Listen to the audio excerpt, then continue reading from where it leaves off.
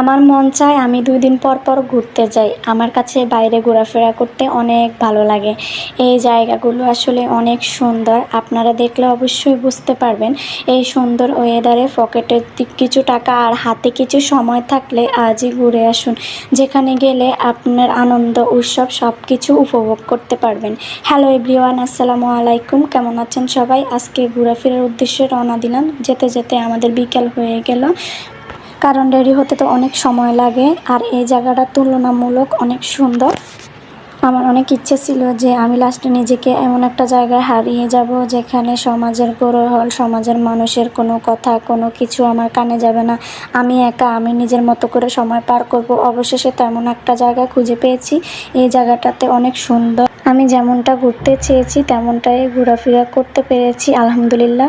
এই জায়গাটাতে আমরা অনেকক্ষণ সময় পার করেছি। অনেক অনেক ভালো লাগলো। বাচ্চাদের খেলারও অনেক সুন্দর সুন্দর জিনিস আছে যেগুলো বলার মতো নয়। আর সবচেয়ে সুন্দর মুহূর্তগুলো হচ্ছে পরিবারের মানুষকে নিয়ে সময় কাটানো। এমন সৌভাগ্য কয়জনের হয়? পরিবারের সবাই মিলে প্ল্যানিং করা, ঘুরতে যাওয়া, আড্ডা দেওয়া, চা খাওয়া, মাঝ রাস্তায় অনেক অনেক আনন্দ করা।